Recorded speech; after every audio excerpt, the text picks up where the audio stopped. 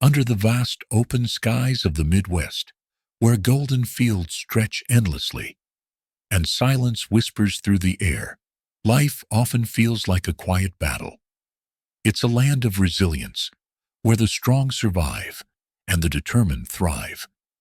In this small rural town, nestled between rolling hills and the hum of cicadas, a storm brews in the life of Caitlin Cooper, a storm not of weather, but of heartbreak, struggle, and unyielding hope.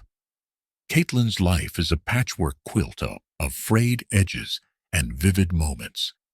A single mother clinging to the love for her son, she's caught in a whirlwind of financial despair and emotional torment. Jason Walker, her ex-husband, casts a long shadow over her days, using every opportunity to twist the knife of their shared past. But even in the darkest corners of her world, Caitlin finds flickers of light. The laughter of her 10-year-old son, Thomas, and the unexpected kindness of a man she barely knows. As eviction looms and her fragile hope teeters on the edge, Caitlin is forced to confront her fears and face the forces that threaten to break her. Her story isn't just one of survival. It's a testament to the strength found in love, community, and the quiet, unyielding power of resilience. Caitlin Cooper's hands shook as she clutched the envelope in her lap. The words on the paper seemed to blur, but their meaning burned into her mind. Notice of eviction. The final deadline was circled in bold red ink, as though the universe needed one more cruel reminder of her precarious reality. She sat on the edge of her worn-out couch in her small, dimly lit apartment, the faint hum of the refrigerator, the only sound breaking the silence. Thomas was at Jason's for the weekend, leaving Caitlin alone with her thoughts and the oppressive weight of her failures. "Get it together, Caitlin," she muttered, running a hand through her auburn hair. The clock on the wall ticked relentlessly, marking the time she didn't have to solve the growing mess of her life. Her part-time waitressing job at the diner barely paid enough to cover groceries, let alone rent. She'd sold everything of value, worked double shifts, and borrowed what she could. But it was never enough. Jason's alimony checks were sporadic at best, often reduced by his endless excuses and petty spite. The thought of Jason brought a bitter taste to her mouth. Once charming and full of promises, he had become a master manipulator, using their son as a pawn in his cruel games. His latest tactic was to demand more money for Thomas's expenses, even though Caitlin knew most of it went to fund his vices. The sound of her phone vibrating on the counter snapped her out of her thoughts. She hesitated, her chest tightening, as she saw Jason's name flash across the screen. With a deep breath, she answered. "Caitlin." Jason's voice was smooth, but laced with condescension. "I've been thinking about Thomas. He's better off staying with me full-time. You're clearly struggling. Maybe it's time you accepted that." Her grip tightened on the phone. "Don't you dare," she hissed. "Thomas needs his mother. I'll figure this out. You don't get to decide what's best for him." Jason chuckled, a sound that made her skin crawl. "We'll see, Caitlin. Court dates can be expensive. Better start saving." The line went dead, leaving Caitlin shaking with anger and fear. She sank onto the couch, burying her face in her hands. For a moment, despair threatened to engulf her. But then she thought of Thomas's smile, the way his face lit up when he talked about his dreams of becoming an artist, and she knew she couldn't give up. The next morning, Caitlin's alarm buzzed at 5 a.m. She pulled on her uniform and walked to the diner, the cool morning air biting at her skin. The hours passed in a blur of coffee refills and greasy orders. By the time her shift ended, her feet ached and her tips barely filled her pocket. "Caitlin," called Ruth, the diner's elderly manager, as Caitlin grabbed her coat. "You've got someone asking for you outside." Curious, Caitlin stepped out into the late afternoon sun and spotted Thomas waving from across the street. Beside him stood a tall man with a weathered cowboy hat and an easy smile. She crossed the street, her heart lifting at the sight of her son. "Mom!" Thomas ran to her, wrapping his arms around her waist. "This is Mr. Everett. He showed me a bunch of cool stuff at the farmer's market." John Everett extended a hand. "Miss Cooper, a pleasure to meet you. Your boy's been a great help today. Smart kid." Caitlin shook his hand, noting the calluses and warmth in his grip. "Thank you for looking out for him," she said, her tone wary but polite. "I hope he wasn't any trouble." John chuckled. "Not at all. In fact, he's the one who introduced me to your baking. Said you make the best cinnamon rolls in town." Caitlin glanced at Thomas, who beamed with pride. "I just bake for fun," she said, brushing off the compliment. "Fun or not, talent like that shouldn't go to waste," John replied, his expression sincere. "If you ever need help getting on your feet, my farm could use someone like you. Consider it an offer." The words took Caitlin by surprise, stirring a flicker of hope she hadn't felt in months. But Jason's voice echoed in her mind, warning her against trusting anyone. She forced a polite smile. "That's kind of you, but I'm managing." John nodded, not pressing further. "The offer stands. Take care, Miss Cooper." As he walked away, Caitlin watched him go, her thoughts swirling. The warmth in his voice and the kindness in his eyes seemed genuine, but she'd been burned too many times to trust easily. Still, as she held Thomas's hand and walked home, she couldn't help but wonder if John Everett might be the lifeline she so desperately needed. Late that evening, Caitlin returned home to find the eviction notice still taped to her door. She ripped it down, her chest tight with determination. "We'll figure this out, Thomas," she whispered, even though he was already fast asleep. "We have to." As she sat by the dim light of her bedside lamp, she thought of John's offer and the gentle encouragement in his voice. Perhaps tomorrow she'd visit the farm. Perhaps this time, help wouldn't come with strings attached. Outside, the wind carried the faint scent of rain, as if the world itself knew the storm in Caitlin's life was far from over. The sun dipped low over the Midwest countryside, casting a golden glow across the endless stretches of farmland. Caitlin Cooper's fingers gripped the steering wheel tightly as she glanced at Thomas in the rearview mirror. His excitement was palpable, his small face pressed against the window as they drove past fields that seemed to stretch into eternity. "Mom, look at those cows. They're so close," Thomas exclaimed, pointing eagerly. His voice was a rare moment of pure joy, untainted by the struggles that often weighed on Caitlin's shoulders. "I see them, sweetheart," Caitlin replied with a smile, though her mind churned with unease. She couldn't ignore the tension knotting her stomach. The day had been relentless, an eviction notice, Jason's threats, and the ever-present pressure of providing for Thomas. Now, here she was, driving to meet a stranger who had offered her help. The idea both comforted and unsettled her. John Everett's farm came into view, a sprawling landscape of rolling hills and tidy barns that radiated order and care. Caitlin's old sedan sputtered slightly as she turned onto the gravel driveway, its wheels crunching against the stones. Thomas practically bounced in his seat, his enthusiasm infectious.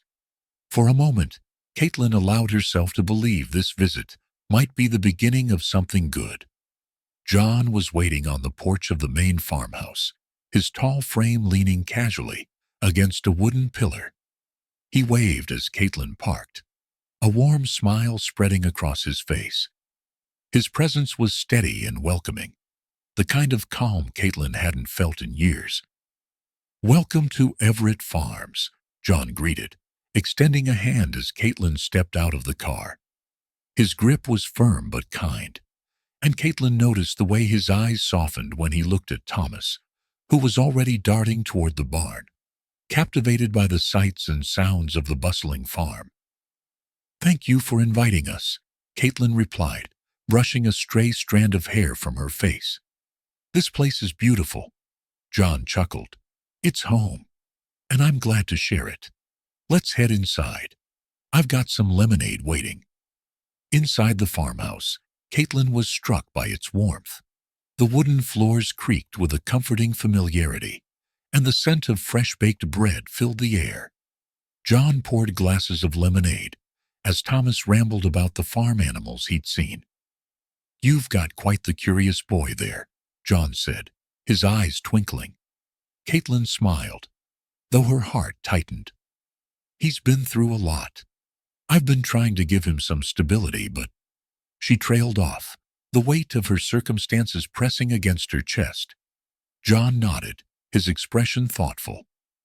"That's why I wanted to talk to you. I heard about your situation from a mutual friend at the farmer's market. I've got some administrative work piling up on the farm. It's part-time, but it's steady pay and flexible hours. Would you be interested?" Caitlin's immediate reaction was hesitation. Accepting help had always been hard for her, especially from someone she barely knew. But before she could voice her doubts, Thomas bounded over, his face glowing. "Mom, can we come here every day? Please? I want to see the cows and the horses and everything."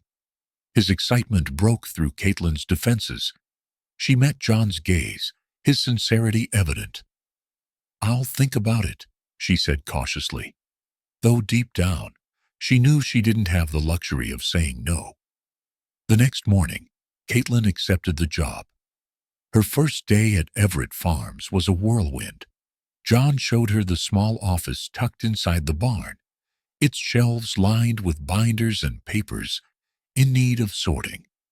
The work was straightforward, but it provided Caitlin with something she hadn't felt in a long time: purpose. Meanwhile, Thomas explored the farm under John's watchful eye. John taught him how to feed the chickens and let him ride on the tractor. By the end of the day, Thomas was beaming, and Caitlin felt a flicker of hope she hadn't dared to entertain in years. As days turned into weeks, Caitlin and John developed a quiet camaraderie. They bonded over shared stories of resilience, Caitlin's battles as a single mother, and John's experiences running the farm after losing his wife to illness.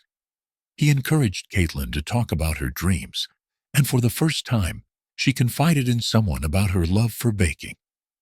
"I used to dream about opening my own bakery," Caitlin admitted one evening, as they worked late in the barn. "But dreams don't pay the bills." John's gaze was steady. "Dreams are worth chasing. You just need the right foundation. If you ever want to pursue it, I'll help in any way I can." His words stayed with Caitlin long after she'd driven home. But not everyone was happy with Caitlin's newfound stability. Jason's harassment grew more intense, his messages cruel and relentless. He accused her of neglecting Thomas and painted her reliance on John as a sign of weakness. One evening, after a particularly heated phone call, Caitlin sat on the porch of her small apartment, her hands trembling as she replayed Jason's words. "You're unfit to be a mother," he had sneered. "If you don't pay me what I'm owed, I'll make sure the court takes Thomas away for good." The fear in Caitlin's chest was suffocating, but as she looked at Thomas, asleep on the couch inside, determination replaced her despair. She couldn't let Jason win. On the farm, John noticed Caitlin's struggle. One afternoon, he found her in the office, her head in her hands. "Hey," he said gently, pulling up a chair beside her. "You don't have to carry all this alone." Caitlin's eyes brimmed with tears. "Jason's threatening to take Thomas. He's demanding money I don't have. I feel like I'm drowning." John's jaw tightened, his protective instincts flaring. "Caitlin, listen to me. Jason doesn't define you. You're strong, and you have people who care about you. We'll figure this out together." For the first time, Caitlin felt a sliver of hope. Maybe, just maybe, she wasn't as alone as she thought. That evening, Caitlin returned home to find a letter slipped under her door. Her hands shook as she opened it, Jason's bold handwriting glaring back at her. "Pay what you owe, or I'll make sure Thomas is mine forever." Caitlin sank to the floor, the weight of Jason's threats crashing down on her. But as fear clawed at her, a spark of defiance ignited within her. She wouldn't let Jason win. Not this time. She reached for her phone and dialed John's number. "I need your help," she said, her voice steady despite the storm raging inside her.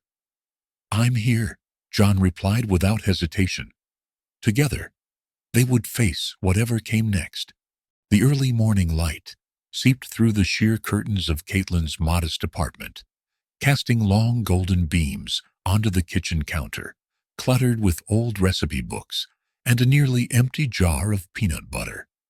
The faint sound of Thomas humming to himself in the living room brought a fleeting smile to Caitlin's face. Yet her heart remained heavy as she stared at the eviction notice pinned to the fridge, a glaring reminder of the uphill battle she faced. Last night's confrontation with Jason lingered in her mind like a stubborn shadow. His threats to take Thomas away rang in her ears, and despite her determination, Caitlin couldn't help but feel the familiar grip of fear. Jason was relentless, and his manipulative words had already begun planting doubts in Thomas's young mind. How could she fight back when her resources were stretched so thin? As she sipped her lukewarm coffee, Caitlin's phone buzzed, jolting her from her thoughts. It was John, the kind farmer she had met only weeks ago at the market. His voice carried its usual warmth, but today there was something more: urgency. "Caitlin, I've been thinking about your situation," John began, his tone cautious yet firm. "I know you're proud and don't want handouts, but I want to offer you an opportunity." Her brow furrowed as she listened, skepticism creeping in. Opportunities rarely came without strings, and Caitlin had learned to be wary. Yet John's proposal was straightforward. He had an unused outbuilding on his farm that could be converted into a small business space. If she was willing to put in the work, she could use it rent-free to start her bakery, a dream she had long buried under the weight of survival. For a moment, Caitlin hesitated, her pride battling her desperation. But then she glanced at Thomas, who was now sprawled on the floor, building a castle with his battered set of toy blocks. His carefree smile tugged at her heart. This wasn't just about her anymore. Later that afternoon, Caitlin and Thomas arrived at John's sprawling farmland. The scent of freshly tilled earth mingled with the faint aroma of wildflowers, and the sight of endless rows of sun-drenched crops filled Caitlin with a sense of calm she hadn't felt in months. John greeted them warmly, his weathered hands dusted with soil, and led them toward the outbuilding. The structure was simple but sturdy, with wide wooden beams and large windows that overlooked the fields. It was a far cry from the polished storefronts Caitlin had once dreamed of, but it held potential, a blank canvas waiting for her touch. "Thomas can help me pick out the best spot for the display cases," John said, flashing a grin at the boy, who eagerly nodded. Caitlin smiled despite herself. For the first time in what felt like forever, she saw a glimmer of hope. As the weeks passed, Caitlin threw herself into the renovations with an intensity that surprised even her. She pored over blueprints, scribbled ideas in notebooks, and spent countless hours cleaning and painting the space. The community began to take notice, with neighbors stopping by to lend a hand or drop off supplies. One of those neighbors was Rosa Martinez, a talented baker whose skill with pastries was unmatched. Rosa, a fiery woman in her 40s with an infectious laugh, offered to partner with Caitlin. Her presence was a godsend, not only for her expertise, but also for the friendship she brought. Together, they worked tirelessly, often late into the night, perfecting recipes and arranging the kitchen to optimize efficiency. Another unexpected ally came in the form of Sarah Miller, a young single mother who volunteered her time to help with small tasks in exchange for leftover pastries to share with her daughter. Sarah's quiet determination mirrored Caitlin's, and their shared struggles forged a quick bond. Yet even as the bakery took shape, Caitlin couldn't escape Jason's shadow. He continued to feed lies to Thomas during his visitation days, painting John as a usurper and Caitlin as irresponsible. Thomas's once easygoing demeanor shifted, his bright eyes clouded with confusion. The tension between mother and son grew palpable, and Caitlin found herself struggling to reassure him while battling her own insecurities. One evening, as Caitlin was finishing up a batch of cinnamon rolls, her phone buzzed again. This time, it was her lawyer, Samantha Drake. "Caitlin, I have some news," Samantha began, her voice steady but somber. "Jason has filed for full custody of Thomas. He's claiming neglect and moral unfitness." The words hit Caitlin like a physical blow. She sank onto a nearby stool, the weight of the accusation pressing down on her chest. Her mind raced with questions, fears, and doubts. How could she fight this? How could she prove that she was a good mother when Jason was determined to tear her down? That night, Caitlin sat alone in the outbuilding, the faint hum of crickets filling the silence. She ran her fingers over the freshly sanded countertops, envisioning the bakery bustling with life. But the vision felt fragile, like it could shatter with the slightest push. John found her there, staring into the dark. He didn't say anything at first, simply pulling up a chair beside her. After a while he spoke, his voice low but resolute. "You're stronger than you think, Caitlin. I've seen it.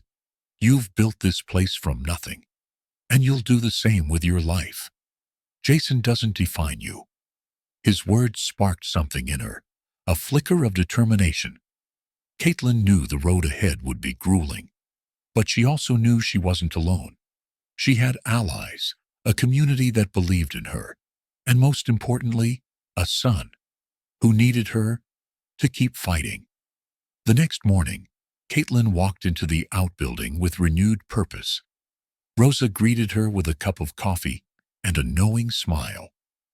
"We've got work to do," Caitlin said, rolling up her sleeves. The bakery wasn't just a business anymore. It was a symbol of her resilience, a testament to her refusal to give up. And though the threat of Jason loomed large, Caitlin knew she would rise from the ashes, stronger, wiser, and unbreakable. With each loaf of bread, each tray of cookies, and each heartfelt conversation shared within those walls, Caitlin began to reclaim not only her dreams, but also her sense of self.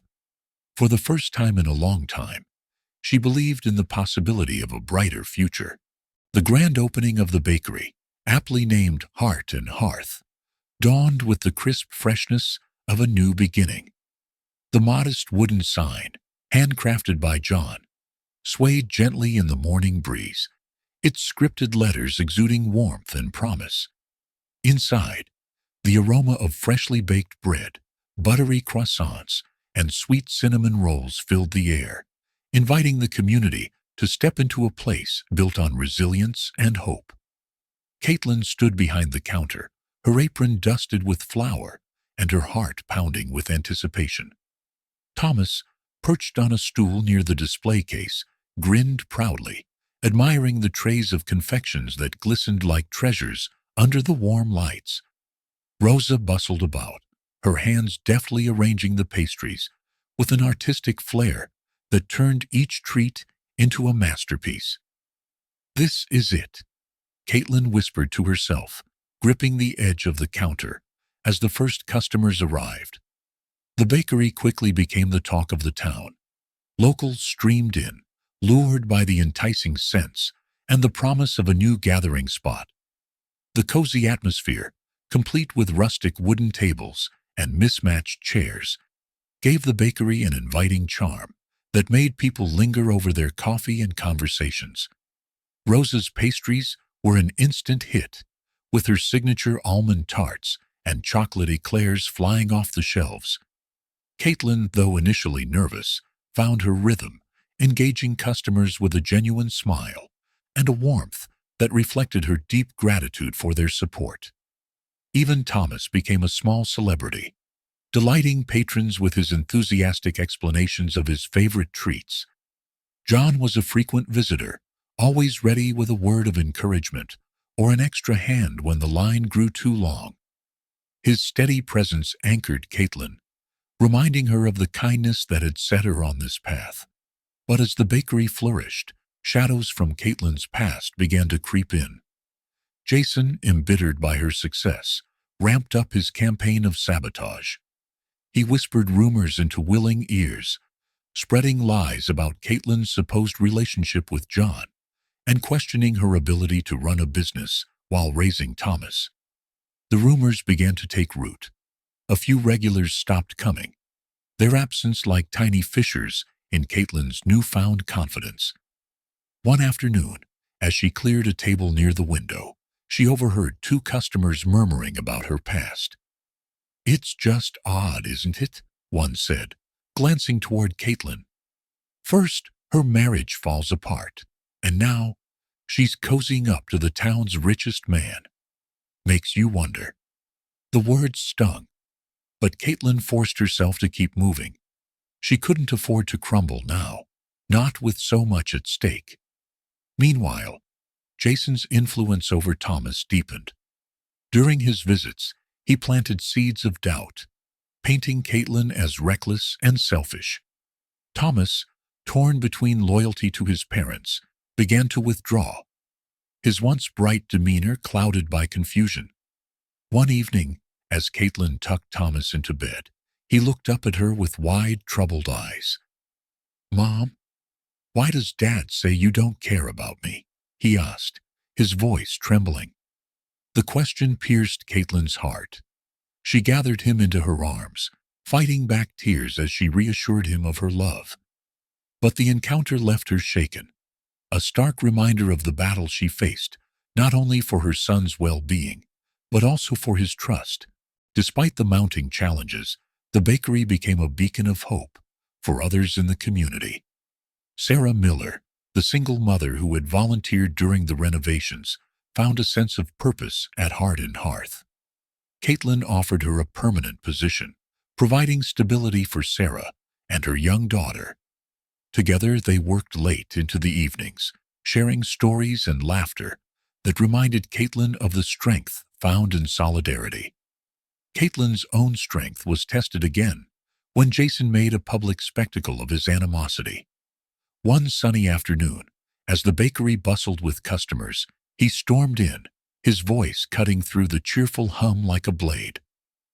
"So, this is where my money's going," he sneered, gesturing around the room. "Feeding the town while neglecting your own son." The room fell silent. All eyes turned to Caitlin, whose cheeks burned with humiliation. She opened her mouth to respond, but the words caught in her throat. John, seated at a nearby table, stood and placed himself between Jason and Caitlin. "That's enough," he said firmly, his voice low and steady. "You've made your point. Now, leave." Jason smirked, his gaze flicking between John and Caitlin. "Oh, I'll leave," he said, his tone dripping with malice. "But this isn't over." As he walked out, Caitlin felt the weight of the stares around her. She forced herself to meet them, her chin held high, but the cracks in her confidence deepened. That night, Caitlin sat alone in the bakery, the silence broken only by the soft hum of the refrigerator. She traced the edges of a photograph on the counter, a picture of her and Thomas from happier times. The smile on her face seemed foreign now, a relic of a life she barely recognized. John found her there, as he often did in her moments of doubt. He didn't say much, just set a steaming cup of tea in front of her and took a seat across the table.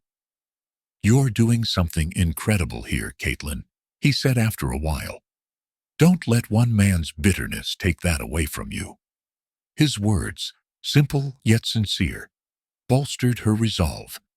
She couldn't let Jason win. Not this time. The next morning, Caitlin arrived at the bakery before dawn, her determination renewed. She poured herself into the work, perfecting recipes, reorganizing the kitchen, and brainstorming ways to strengthen the business.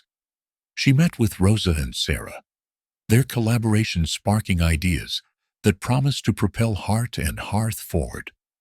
By the end of the week, the bakery hosted a community event, a neighborhood night, featuring discounted treats, live music, and an open invitation to all.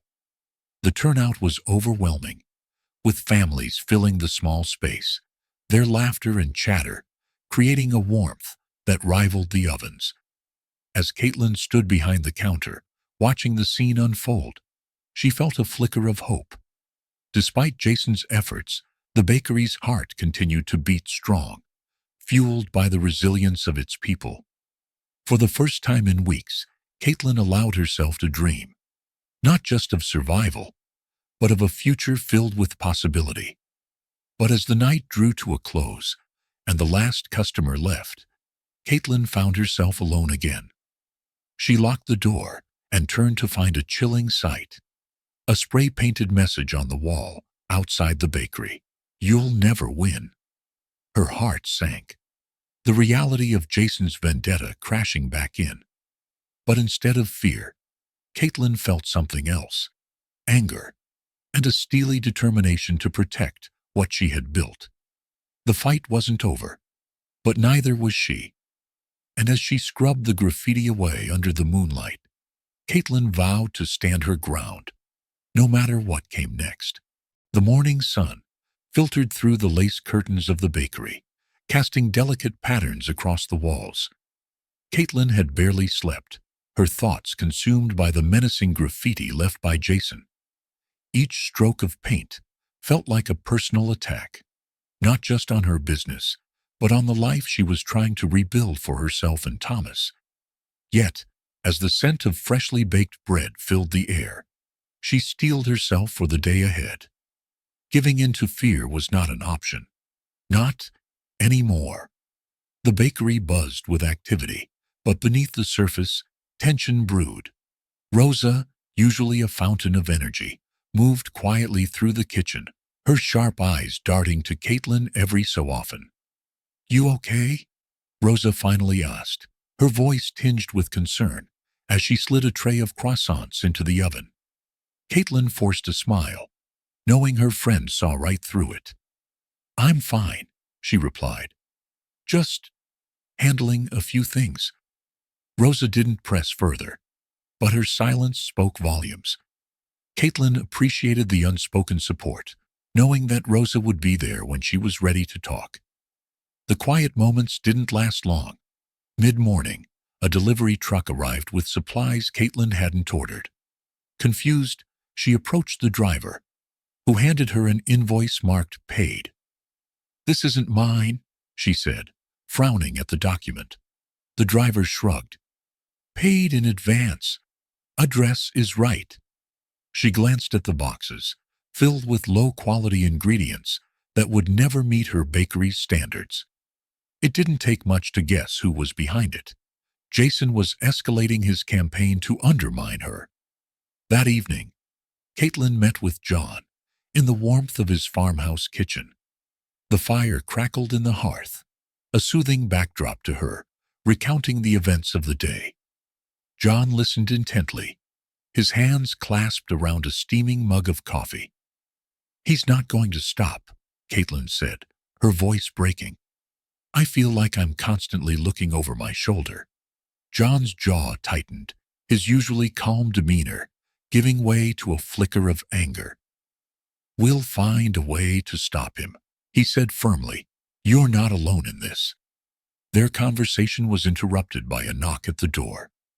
Detective Laura Bennett stepped inside, her presence commanding yet approachable. She had been following Jason's activities for weeks, but concrete evidence had been elusive.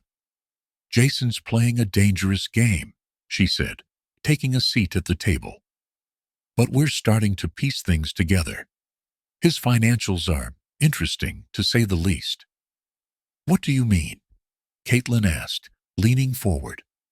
Laura hesitated, choosing her words carefully. "Let's just say, his income doesn't match his expenses. There are transactions that suggest he's involved in some unsavory activities." John crossed his arms, his expression darkening. "And you can't arrest him for that?"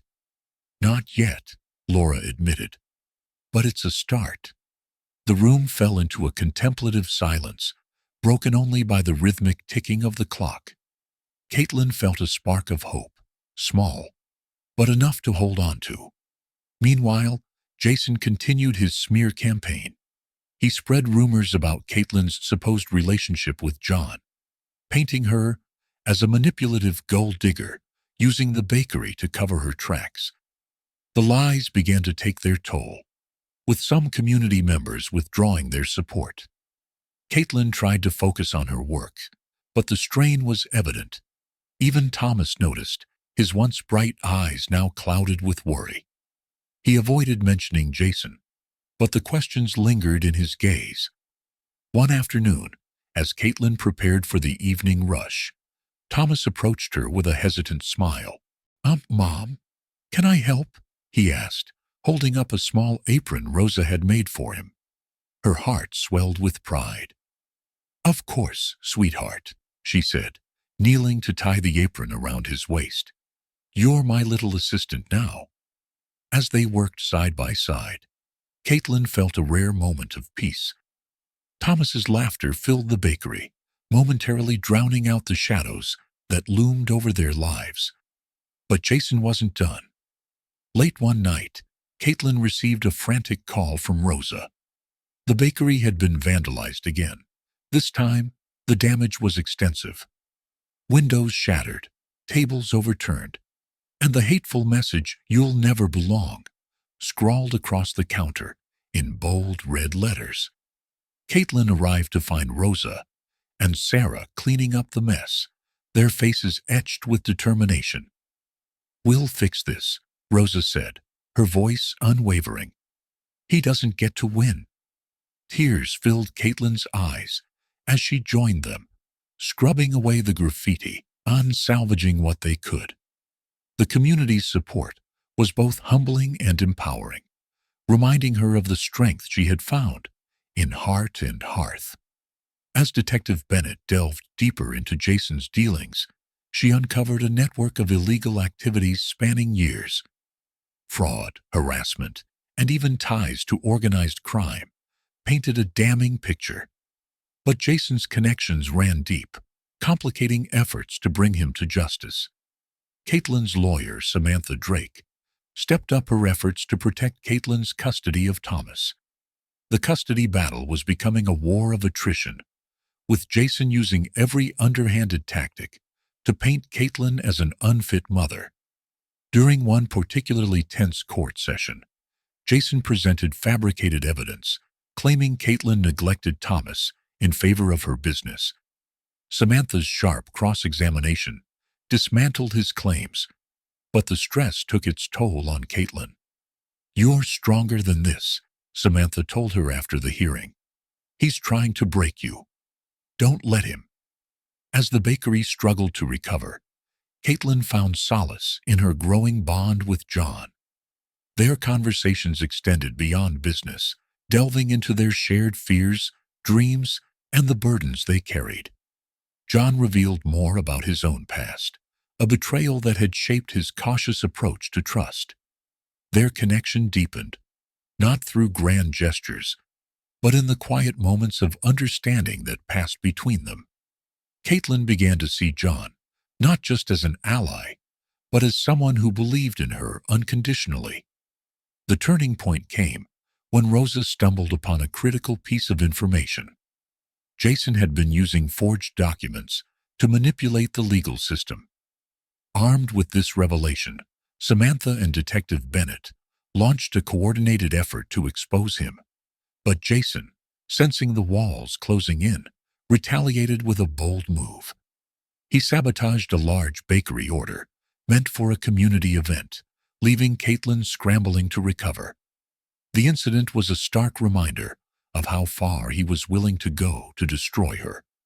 As Caitlin stood in the bakery late one night, her hands covered in flour and her mind racing with plans to rebuild, she felt a flicker of defiance.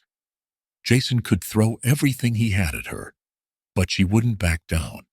Heart and Hearth wasn't just a bakery. It was a symbol of resilience, a testament to the strength found in community and the power of hope.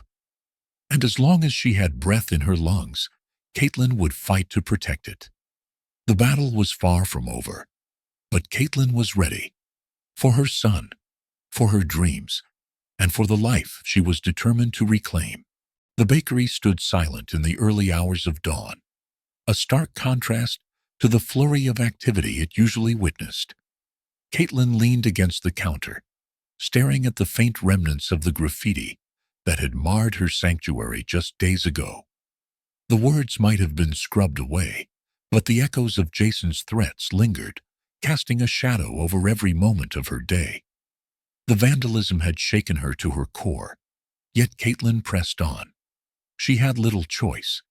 The bakery was her livelihood, her hope for a better future, and most importantly, her proof to Thomas that they could overcome anything together.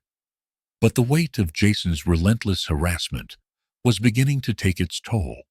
Her days were filled with baking and repairing the damage to Heart and Hearth. But the nights were worse. Sleep eluded her, leaving her alone with her fears and the creeping doubt that Jason might succeed in his quest to destroy everything she'd built. The strain was evident even to Thomas.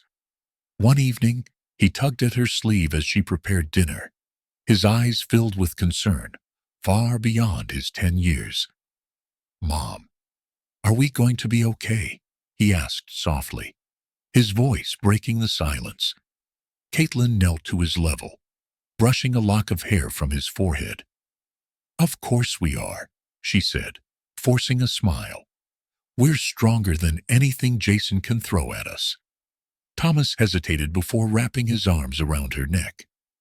"I believe in you, Mom." His words were a balm to her frayed nerves, but they also reignited her resolve. She wasn't just fighting for herself, she was fighting for Thomas and the future he deserved. The following day, Caitlin met with Samantha Drake and Detective Laura Bennett at John's farmhouse. The room buzzed with quiet determination as they strategized their next move. "Jason's antics aren't just personal," Samantha began, laying out documents on the table. "We've traced financial discrepancies that point to fraud, and Laura's team is digging deeper into his connections." Laura nodded. "We're building a case, but we need more time to solidify the evidence. In the meantime, Caitlin, you need to stay vigilant. Jason's escalating because he knows we're closing in." Caitlin glanced at John, who gave her an encouraging nod. "We're with you every step of the way," he said firmly. The support bolstered her spirits, but Caitlin couldn't shake the feeling that Jason wouldn't go down without a fight. True to her fears, Jason struck again. This time he sabotaged a large catering order Caitlin had secured for a local charity event. When she opened the bakery's storage early that morning, she found the supplies ruined.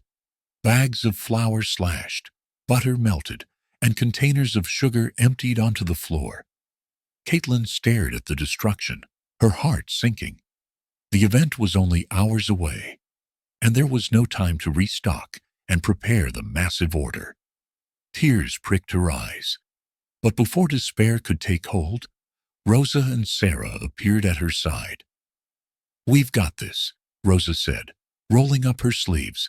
"Sarah and I will handle the cleanup. You focus on what you can salvage." Word spread quickly, and within an hour, members of the community arrived to help. Some brought ingredients, others offered their time, and together they turned what could have been a disaster into a testament to their resilience. By the time the event began, Caitlin was exhausted but overwhelmed with gratitude. The bakery's reputation, tarnished by Jason's lies, began to heal as customers saw her determination and the community's unwavering support. That evening, Caitlin collapsed onto her couch, barely able to keep her eyes open. Thomas sat beside her, his small hand resting on hers. "I'm proud of you, Mom," he said, his voice filled with admiration. Her exhaustion melted away at his words. "Thank you, sweetheart," she replied, pulling him into a hug. "We're going to get through this together." But the victories were short-lived. Jason retaliated with another blow. This time, by filing a false police report, accusing Caitlin of child neglect. The accusation brought social services to her door, forcing her to defend her parenting in an emotionally draining interview. The experience left Caitlin shaken, but it also lit a fire within her. She reached out to Samantha, determined to fight back harder than ever. "This ends now," she said, her voice steady despite the storm raging inside her. "Whatever it takes, I'm done letting him control our lives." Samantha and Detective Bennett intensified their efforts, uncovering a paper trail that linked Jason to a network of fraudulent schemes. With John's help, they began piecing together a case that could not only protect Caitlin, but also expose Jason for the criminal he was. Meanwhile, Caitlin focused on rebuilding her life and her bakery. She leaned on her friends, finding strength in their unwavering support. Rosa, Sarah, and even Thomas played their parts, each contributing to Heart and Hearth's recovery. The turning point came during a community fundraiser hosted at the bakery. Caitlin stood before a packed room, her voice steady as she shared her story. "I started this bakery with a dream," she said, her gaze sweeping across the crowd. "Not just for myself, but for my son. For all of us who believe in the power of resilience and community." The room erupted in applause, and for the first time in weeks, Caitlin felt hope. Jason's attempts to break her were failing. Her community stood with her, and she was more determined than ever to see justice served. As the fundraiser wound down, Caitlin sat with John on the bakery's front steps, watching the stars twinkle above. "You've come a long way," John said, his tone filled with admiration. "No matter what happens, you've already won." Caitlin smiled, leaning into his steady presence. "Thank you, John, for everything." The moment was interrupted by a phone call. It was Detective Bennett. "We've got him," she said, her voice triumphant. "Enough evidence to bring him down. But Caitlin, I need you to be careful. Jason's dangerous, and he won't go quietly." The morning sunlight filtered through the windows of Heart and Hearth, casting golden beams on the freshly polished tables. Despite the bakery's challenges, the space radiated warmth and resilience, a testament to the unwavering spirit of Caitlin Cooper and her small but determined team. Caitlin stood behind the counter, her hands busily kneading dough, her mind racing with the weight of her ongoing battle against Jason's relentless harassment. The vandalism and false accusations had left Caitlin emotionally drained, but the outpouring of support from the community after the fundraiser fueled her resolve. Neighbors she barely knew had shown up to repair the damage to the bakery. Others brought groceries, offered childcare for Thomas, or simply left encouraging notes by the register. Heart and Hearth had become more than a bakery. It was now a symbol of hope. One such supporter, Rosa Martinez, approached Caitlin one afternoon with a file folder in hand. Her usual cheerful demeanor was replaced by a serious expression. "I need to show you something," Rosa said, placing the folder on the counter. Inside were copies of documents and emails Jason had filed with the court. "These are forgeries," Rosa explained. "I used to work in admin for a law firm. I know fake signatures when I see them. Jason's trying to manipulate the system to win custody of Thomas." Caitlin's heart sank. The thought of Jason forging documents to gain an unfair advantage in the custody battle infuriated her. But instead of despair, a steely determination settled in her chest. She called Samantha Drake, her lawyer, to share the new information. "This could be a game changer," Samantha said, her voice tinged with excitement. "If we can prove he's falsifying documents, it'll discredit him in court and possibly lead to criminal charges." Samantha advised Caitlin to keep the evidence safe while she worked on filing a motion to expose Jason's forgery. In the meantime, Caitlin focused on what she could control: her bakery and her bond with Thomas. The weekend brought another wave of community support. John Everett, as always, was at the forefront, organizing a charity bake sale to help Caitlin raise funds for her legal fees. The event was held in the town square, and Heart and Hearth's booth quickly became the centerpiece, adorned with colorful banners and an array of delicious treats. Children ran around with cupcakes, and families gathered to enjoy the sunny day. Caitlin stood behind the booth, selling pastries alongside Rosa and Sarah Miller. Thomas helped by handing out flyers, his shy smile melting the hearts of passers-by. The event was more than a financial success. It was a morale booster for Caitlin. Seeing the community rally around her reminded her that she wasn't fighting this battle alone. However, the victory was short-lived. That evening, Caitlin received a chilling voicemail from Jason. "You think you can turn everyone against me? This isn't over, Caitlin. You'll regret crossing me." Her hand trembled as she deleted the message. She didn't want Thomas to hear it, but the threat hung over her like a dark cloud, casting a shadow on her newfound hope.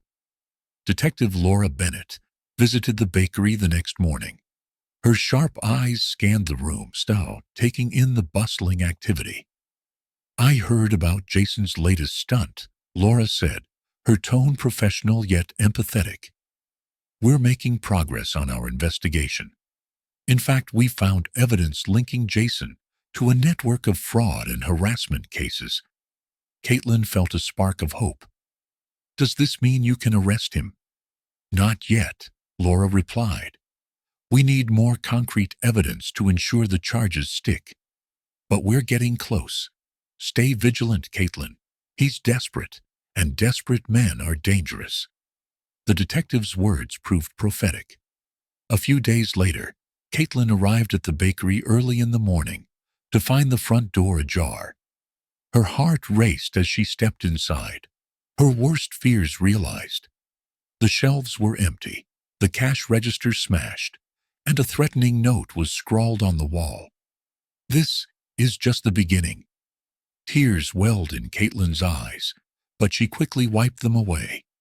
She couldn't afford to break down, not when Thomas depended on her. She called the police and then John, who arrived within minutes, his face etched with concern.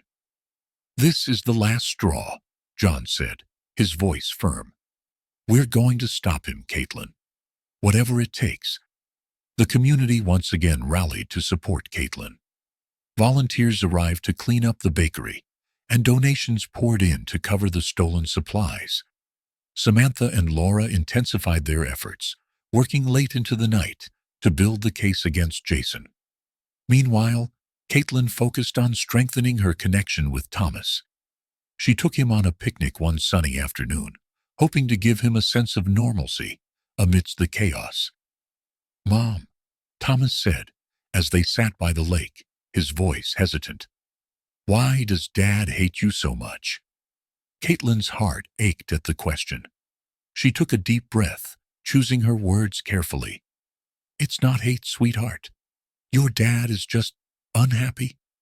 And sometimes when people are unhappy, they make bad choices. But none of this is your fault. Do you understand?" Thomas nodded. though his eyes betrayed his lingering confusion. Caitlin pulled him into a hug, vowing silently to protect him at all costs. As the custody hearing approached, Caitlin felt a mix of anxiety and determination. The bakery was back in operation, and the community's support had only grown stronger. Rosa uncovered more evidence of Jason's wrongdoings, including emails that hinted at deeper criminal activity. The turning point came when Samantha received an anonymous tip about Jason's associates. The information led Detective Bennett to uncover a paper trail linking Jason to money laundering and harassment schemes that spanned several states. With this new evidence, Samantha filed an emergency motion to discredit Jason's custody claim. The motion included affidavits from Caitlin's neighbors, customers, and even Thomas's teacher, all attesting to her fitness as a mother. The hearing was tense.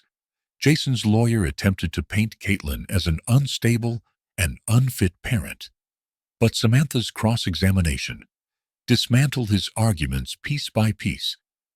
When the forged documents were presented as evidence, Jason's composure cracked. "I didn't forge anything," he shouted, his voice echoing through the courtroom.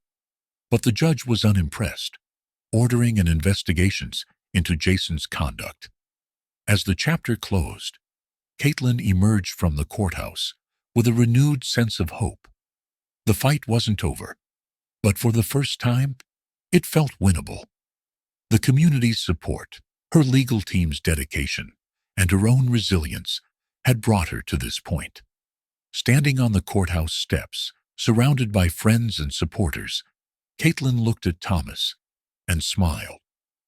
"We're going to be okay," she said, her voice steady with conviction. Thomas nodded, his small hand slipping into hers. Together, they walked forward, ready to face whatever came next. The hum of Hart and Hearth's morning rush had become a comforting routine. Caitlin Cooper stood behind the counter, greeting regulars and newcomers alike with a genuine smile. The community had rallied around her in the past weeks, their support providing a much-needed shield against the storm Jason had unleashed. Yet, beneath the bakery's warm ambiance, Caitlin carried the weight of ongoing battles, both in the courtroom and within herself. Detective Laura Bennett walked into the bakery that morning, her badge tucked discreetly in her jacket. Caitlin waved her over, a mixture of anticipation and apprehension clouding her face. Laura had promised updates on the investigation, and Caitlin clung to the hope that progress had been made. "We've got something," Laura said, her voice low as they stepped into the small office at the back of the bakery. "Jason's fraudulent activities are more extensive than we initially thought. He's been laundering money through multiple shell companies, some of which link to organized crime." Caitlin's breath caught. "Organized crime? How does that connect to me and Thomas?" Laura sighed, her expression softening. "Jason might be a small cog in a much larger machine, but his involvement makes him dangerous. He's desperate to maintain control, and desperate people do reckless things." The revelations didn't surprise Caitlin, but they intensified her resolve. That evening, she met with Samantha Drake to strategize. Samantha, ever the unflappable professional, had been tirelessly gathering affidavits and piecing together a timeline of Jason's harassment. "The good news," Samantha began, spreading a stack of documents across the table, "is that we can prove Jason's pattern of abuse and manipulation. The bad news is, we're up against a system that tends to favor fathers in custody disputes, especially when they're as charmingly deceptive as Jason." Caitlin clenched her fists. "So, what do we do?" "We fight," Samantha said firmly, "and we fight smart." Meanwhile, Rosa Martinez had been working behind the scenes. Her knack for uncovering details proved invaluable, and one evening she arrived at Caitlin's apartment with a breakthrough. "I found this While going through Jason's old business filings, Rosa said, handing Caitlin a folder. Inside were records of transactions that linked Jason to a man named Victor Reynolds, a name that carried a sinister reputation in their town. Victor's a known associate of organized crime rings, Rosa explained. If we can connect these dots, we might expose not just Jason, but a whole network. As the pieces of the puzzle began to align, Caitlin decided it was time to take control of her narrative. With Samantha's guidance, she reached out to a local journalist, Megan Fields, who specialized in investigative reporting. Megan was immediately intrigued by Caitlin's story and agreed to write a feature exposing Jason's tactics and highlighting Caitlin's resilience. The article, titled "Fighting for Family: One Mother's Battle Against Abuse and Corruption," went live the following week. It spread like wildfire, drawing attention not only from the local community, but also from advocacy groups and national media. The overwhelming support flooded Heart and Hearth, with customers, reporters, and well-wishers. Jason's reaction was swift and predictable. He stormed into the bakery one afternoon, his face red with fury. "You think you can smear my name and get away with it?" he shouted, his voice cutting through the cheerful chatter of patrons. Caitlin stood her ground. "Leave, Jason, or I'll call the police." Their confrontation drew the attention of customers, some of whom pulled out their phones to record. Jason's outburst only solidified public perception of him as a bully, while Caitlin's calm demeanor earned her further respect. Amid the chaos, Caitlin leaned on John Everett more than ever. His quiet strength and unwavering support became her anchor. One evening, as they sat on the porch of his farmhouse, Caitlin confided in him about her fears. "I'm scared, John," she admitted. "Scared for Thomas, scared for the bakery, scared that no matter how hard I fight, Jason will find a way to win." John took her hand, his voice steady. "You're not alone in this. We'll get through it together. You've already proven how strong you are, Caitlin. Don't let him take that from you." The tides began to turn when Samantha and Detective Bennett uncovered a crucial piece of evidence. An anonymous tip led them to a storage unit rented under Jason's name. Inside, they found forged documents, incriminating financial records, and even a journal detailing his schemes against Caitlin. The discovery was a game-changer. Samantha wasted no time filing a motion to introduce the evidence in court, while Laura pushed for criminal charges against Jason. The case was gaining momentum, and for the first time, Caitlin felt a glimmer of hope. The courtroom was packed on the day the evidence was presented. Caitlin sat beside Samantha, her heart pounding, as the judge examined the documents.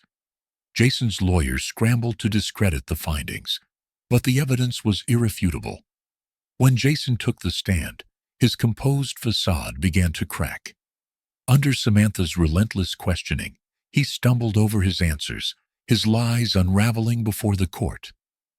"Mr. Walker," Samantha said, her tone sharp, "can you explain why your financial records show payments to Victor Reynolds, a known criminal, shortly after filing for custody of Thomas?" Jason's silence spoke volumes. As the chapter drew to a close, the judge ruled in Caitlin's favor, granting her full custody of Thomas. The courtroom erupted in applause, a wave of relief washing over Caitlin as she hugged her son tightly. Outside, reporters clamored for comments, but Caitlin focused on the people who mattered: her supporters, her friends, and most importantly, Thomas. "Mom," Thomas said, his voice small but firm, "I'm proud of you." Caitlin smiled through tears. "And I'm proud of us."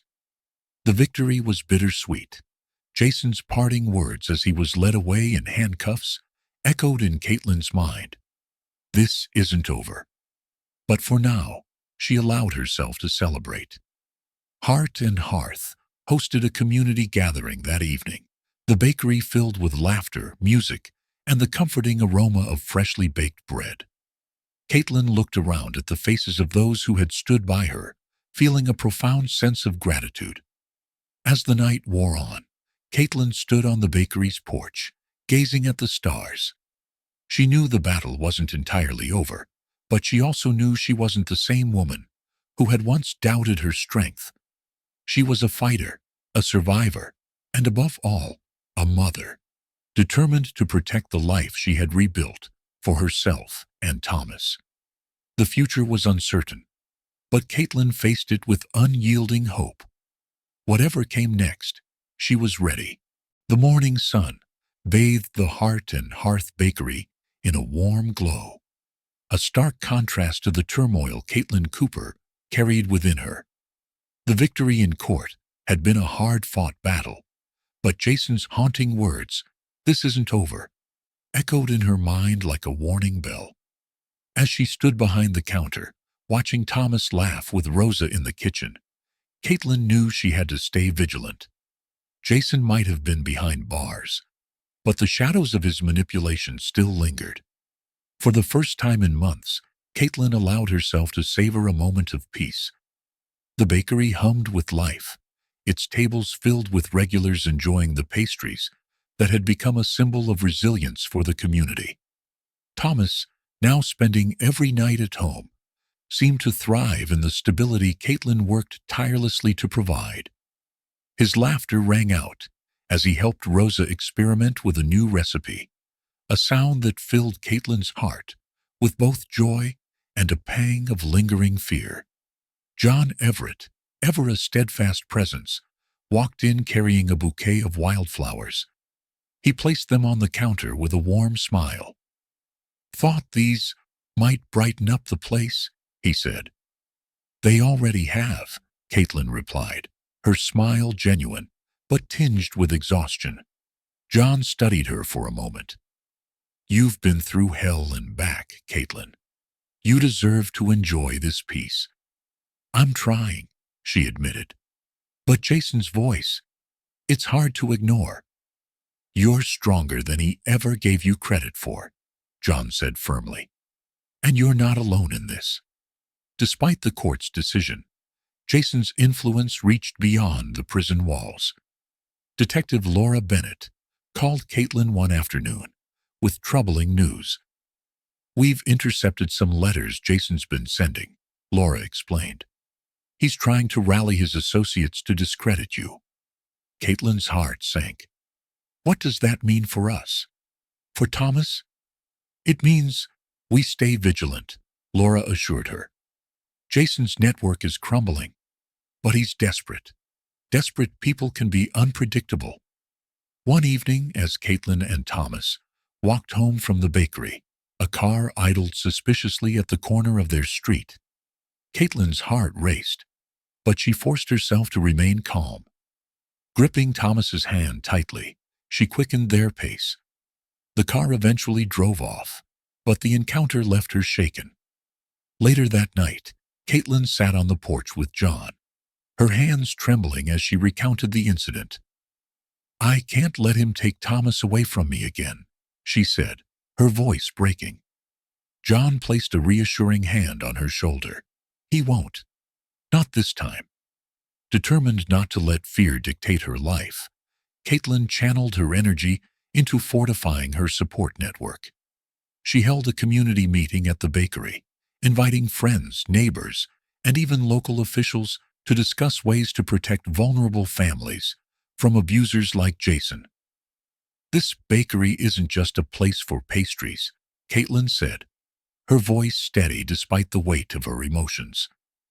"It's a place for hope, for second chances, but we can't do it alone."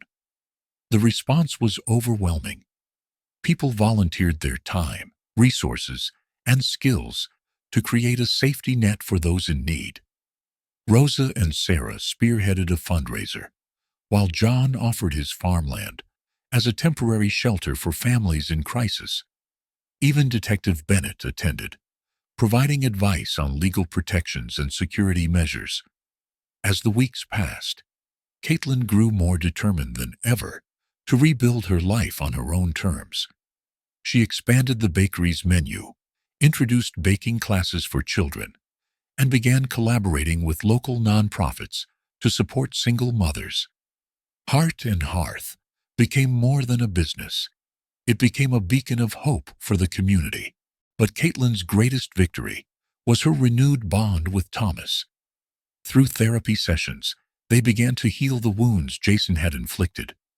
Thomas opened up about the lies his father had told him, and Caitlin reassured him of her unwavering love. "Mom, I know Dad said a lot of bad things about you," Thomas confessed one evening. "But I don't believe him anymore.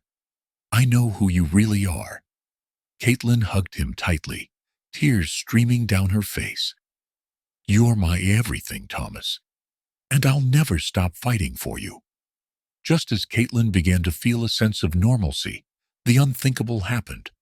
Laura called with an urgent update. "Jason escaped custody during a prison transfer," she said, her voice tense. "We believe he's heading back to town." Fear gripped Caitlin, but it quickly turned into resolve.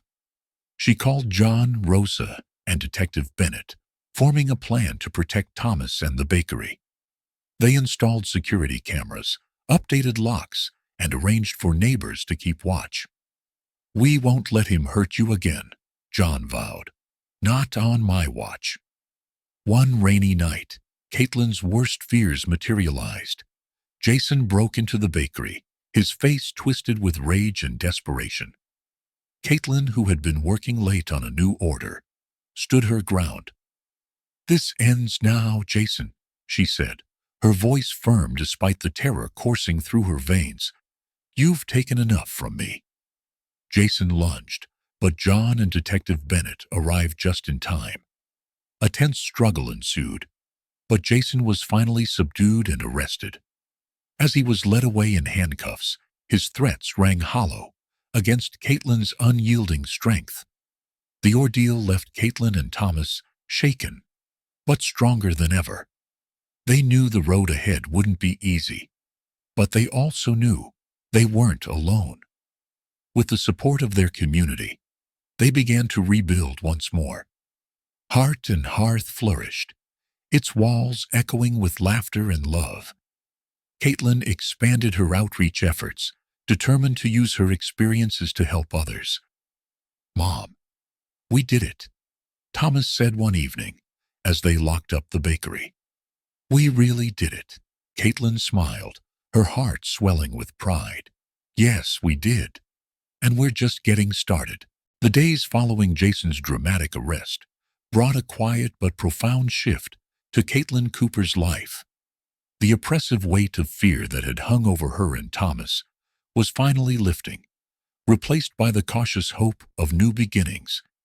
Yet, rebuilding trust with herself, her son, and her community would be an intricate process. The bakery's bustling atmosphere was a welcome distraction, but Caitlin knew the real work lay beyond its warm, inviting walls. Therapy sessions for both her and Thomas became a cornerstone of their healing. Dr. Elise Morgan, their therapist, encouraged open communication, allowing mother and son to express fears and hopes they had long buried. In one session, Thomas hesitated before speaking. "Mom," he began, his voice trembling, "I didn't always believe you. When Dad said those things, I thought maybe they were true." Caitlin's heart ached, but she reached for his hand. "It's okay to feel that way, Thomas. What matters is that we're here now, talking about it. I'll always love you no matter what." For Thomas, those words were a lifeline, anchoring him as he navigated the confusion left by Jason's manipulations. Meanwhile, Caitlin focused on repairing the trust that Jason's smear campaign had eroded. She organized a Community Appreciation Day at Heart and Hearth, inviting locals to enjoy free pastries, live music, and storytelling sessions. The event was as much about celebration as it was about redemption. "I want this bakery to be a place where everyone feels they belong," Caitlin said during a heartfelt speech. We've faced challenges, but it's your support that keeps us going. Thank you for believing in us. The gesture resonated deeply, drawing back customers who had once hesitated to support the bakery. Rosa, ever the optimist, beamed with pride. See, Caitlin? People know the truth now. You've earned their respect. As the community rallied around her, Caitlin also found herself growing closer to John Everett. His unwavering support had been a constant through her trials. But now, their bond began to deepen into something more. One evening, as they sat on the porch overlooking his farmland, John spoke hesitantly. Caitlin, I admire your strength. Watching you fight for Thomas, for your dreams, it's inspiring. But I also care about you, more than I thought possible. Caitlin smiled softly, her cheeks warming. I care about you too, John. I don't know where this path leads, but I'm grateful to have you on it with me. Their relationship blossomed slowly, marked by shared laughter and quiet moments of understanding. For Caitlin, it was a reminder that love, even after heartbreak, could be a source of healing. Heart and Hearth flourished under Caitlin's renewed vision. She introduced baking classes for children, focusing on those from single-parent households, and partnered with local nonprofits to provide free meals for families in need. The bakery became more than a business. It became a sanctuary. Sarah, one of Caitlin's earliest supporters, joined as a full-time staff member, managing community outreach programs. You've created something truly special here, Sarah told Caitlin one morning. It's not just about the food, it's about the hope you give people. Encouraged by the community's response, Caitlin began planning an expansion. A second location, closer to the town's underserved neighborhoods, would allow her to extend the bakery's impact. Rosa, always brimming with ideas, suggested incorporating a cafe space where local artists could showcase their work. For Thomas, the journey of rebuilding trust was just as significant. He continued therapy sessions, gradually processing the trauma of his father's actions. Caitlin noticed subtle changes. His laughter came more easily, his smile more freely. During one therapy session, Dr. Morgan encouraged Thomas to express his feelings through art. He returned home with a drawing of their family, himself, Caitlin, and even John. When he handed it to Caitlin, she felt a lump rise in her throat. Do you like it? Thomas asked shyly. I love it, Caitlin whispered, pulling him into a hug. You've captured exactly what we are, a family. Just as Caitlin began to feel a sense of stability, an anonymous letter arrived at the bakery. Its contents were chilling, vague but pointed threats against her business and her family. Caitlin's hands shook as she read the letter, the words a stark reminder that Jason's shadow still loomed. Detective Laura Bennett acted swiftly, tracing the letter's origins to one of Jason's former associates. Though the culprit was apprehended, the incident left Caitlin rattled. I won't let fear control me again, she told John that evening. But I won't ignore it either. We need to stay prepared. Determined not to let the threat derail her progress, Caitlin doubled down on her efforts to strengthen the bakery's security and deepen her community ties. She installed additional cameras, updated locks, and held meetings with local law enforcement to discuss safety measures. John, ever supportive, offered practical solutions and emotional reassurance. You've faced worse than this, Caitlin, and you've come out stronger every time. His words became a mantra for Caitlin as she pressed forward, refusing to let fear dictate her life. As Caitlin stood at the counter of Heart and Hearth one busy Saturday morning, she reflected on how far they had come. The bakery buzzed with life, a testament to the resilience of its people.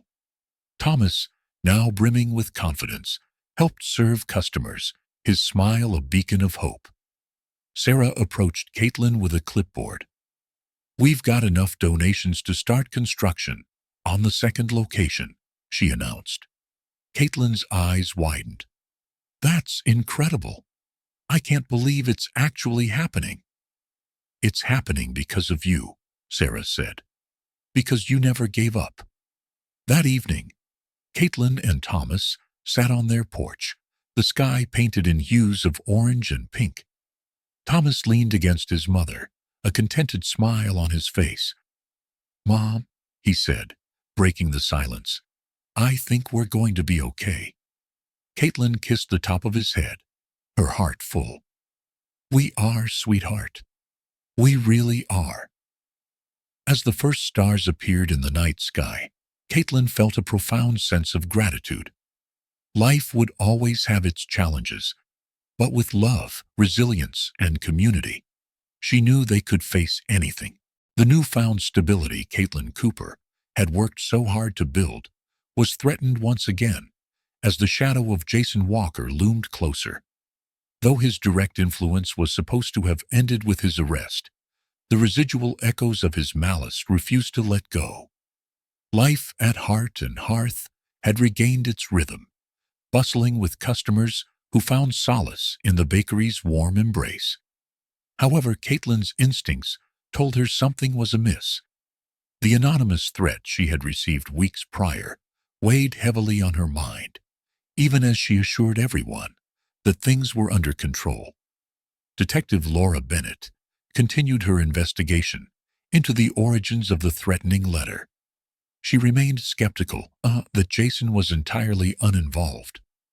"Men like him don't let go easily," she warned Caitlin during one of her visits to the bakery. "He might be behind bars, but his influence reaches far beyond." Meanwhile, John Everett began to confront the ghosts of his own past. Though he had always been Caitlin's steadfast ally, he carried a burden he had never shared. His family's legacy, a history of betrayal and greed, had left scars he rarely allowed anyone to see. One evening, as Caitlin and John sat by the fire at his farmhouse, he opened up. "Caitlin," he began, his voice low and measured, "there's something you should know about me." She listened intently as he recounted the story of his family's business empire, built on questionable practices that had harmed countless people in the community. John had walked away from it all, choosing instead to build his farm and rebuild his life on principles of integrity. "I've spent years trying to atone for what my family did," he said. "Helping you and Thomas has been a part of that."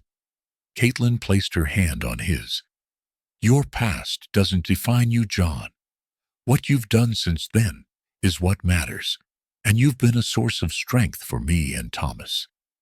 Detective Bennett's investigation soon uncovered a disturbing link between the threatening letter and one of Jason's former associates, a man named Victor Langston. Known for his underhanded tactics and criminal ties, Victor had been a silent enforcer in Jason's network. Victor's presence in town unsettled Caitlin.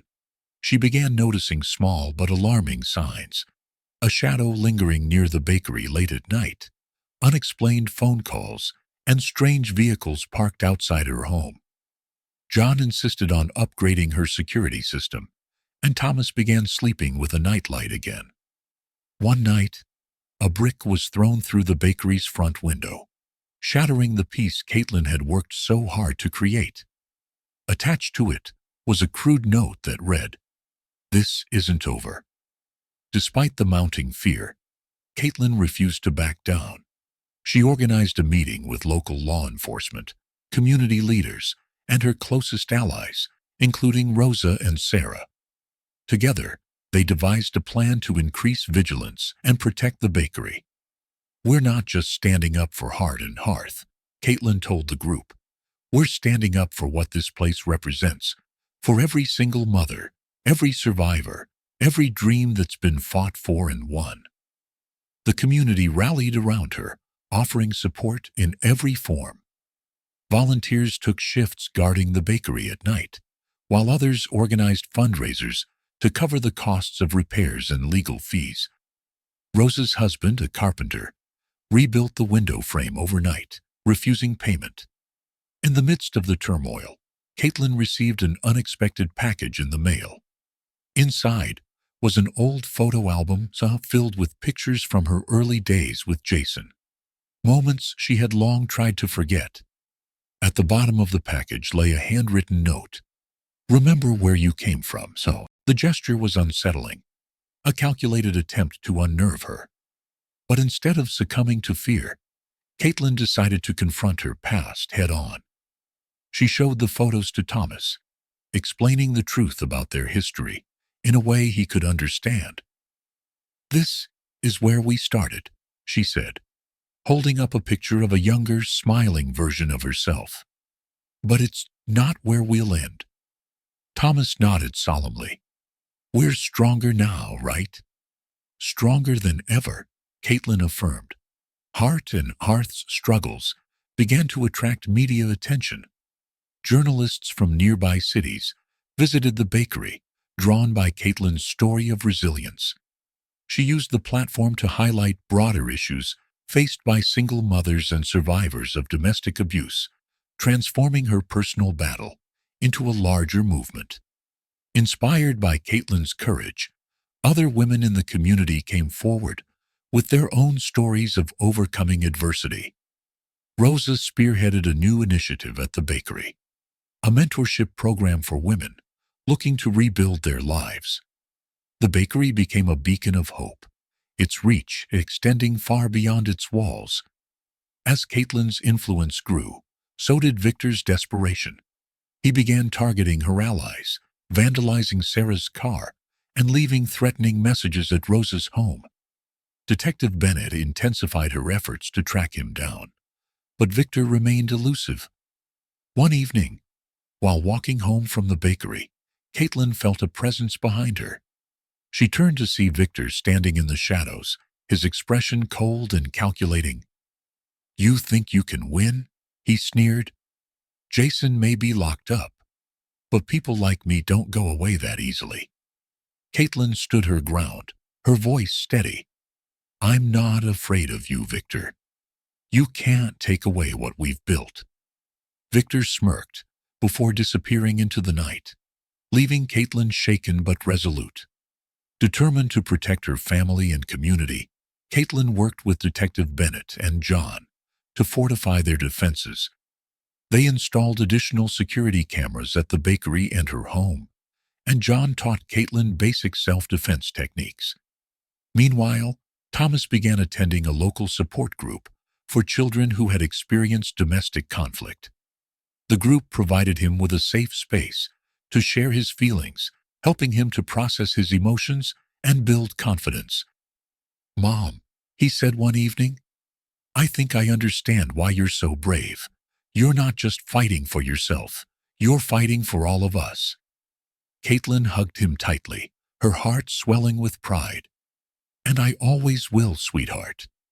Just as Caitlin began to feel a sense of control, news broke that Jason had escaped custody during a routine transfer.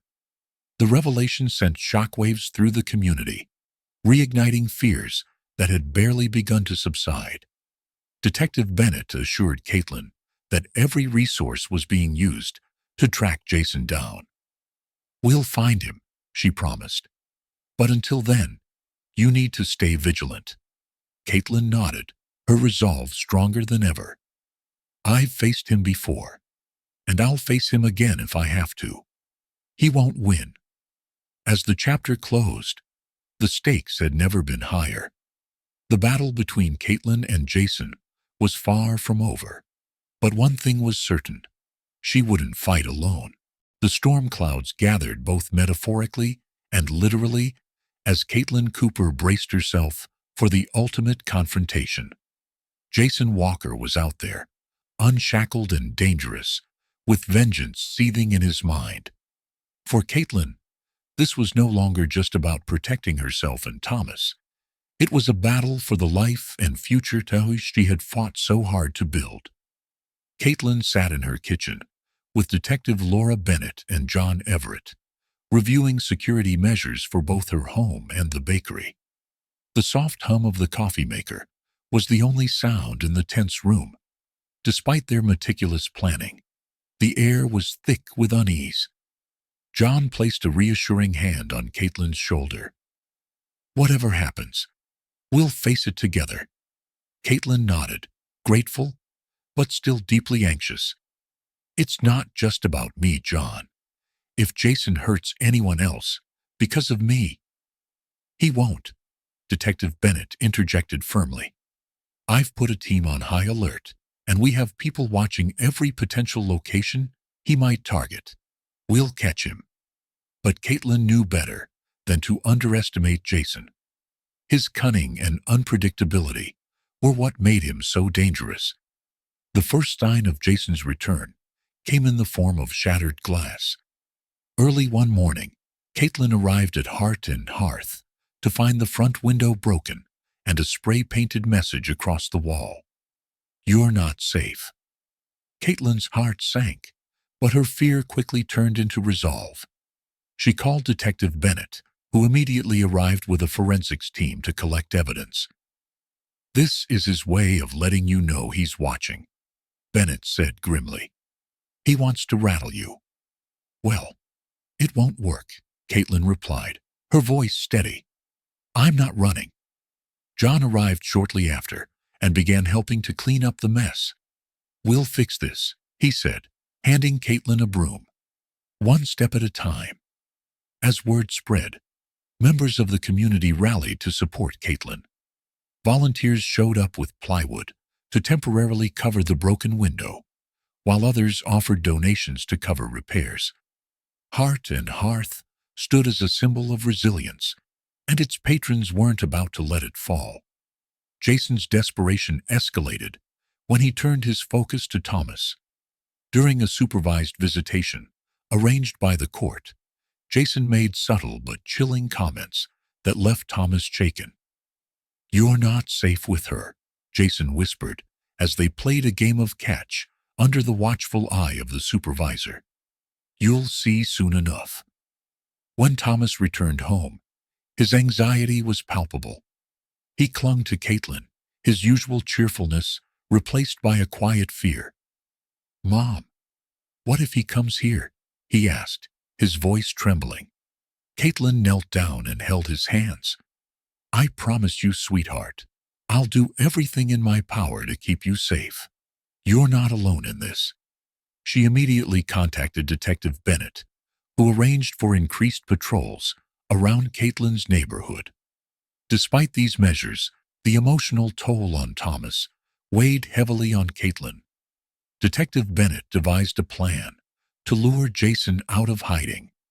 Using Victor Langston, one of Jason's former associates who had turned informant, they spread false information about Caitlin's movements.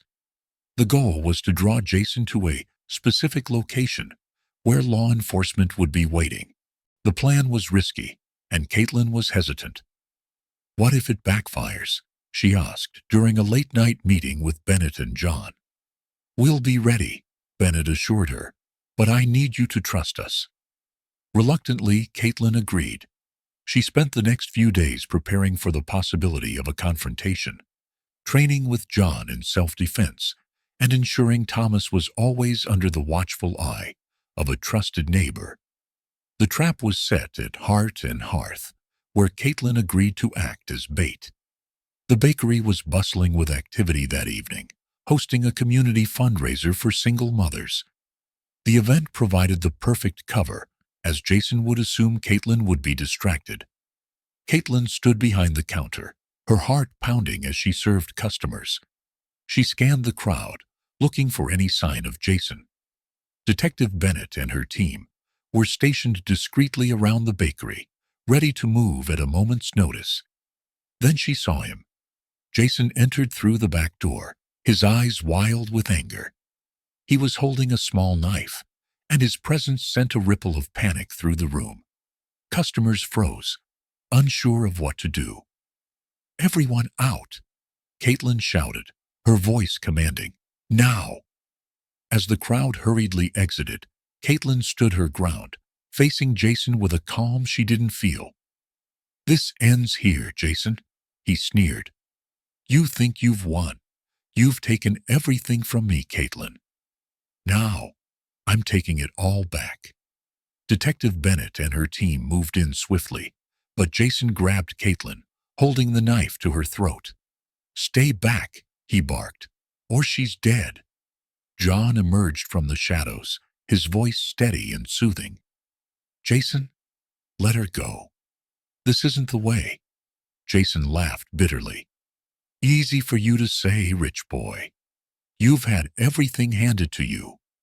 As Jason's attention wavered, Caitlin took the opportunity to act. Using the self-defense techniques John had taught her, she elbowed Jason in the ribs and twisted out of his grasp. The knife clattered to the ground as Detective Bennett and her team tackled him. Jason fought back violently, but he was no match for the trained officers. Within moments, he was subdued and handcuffed. As he was led away, he turned to Caitlin with a chilling smile. "This isn't over." The confrontation left Caitlin shaken, but determined. She hugged Thomas tightly that night, reassured that Jason was finally in custody. However, the emotional scars of the ordeal lingered. Detective Bennett praised Caitlin's bravery. "You stood up to him and protected your son. That takes incredible strength." John stayed by Caitlin's side, helping her rebuild both emotionally and physically. Together, they repaired the damage Jason had caused, reaffirming their commitment to each other and to the community. Heart and Hearth reopened a week later, its doors adorned with messages of support from the community. Caitlin's story of resilience inspired countless others, turning the bakery into a symbol of hope and strength. As Caitlin stood behind the counter, surrounded by friends and family, she felt a deep sense of gratitude. "We're stronger together," she said, addressing the crowd.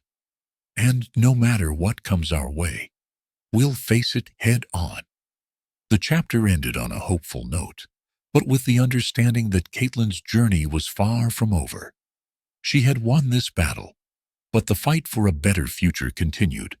The events of that fateful night at Heart and Hearth left an indelible mark on Caitlin Cooper and her son Thomas.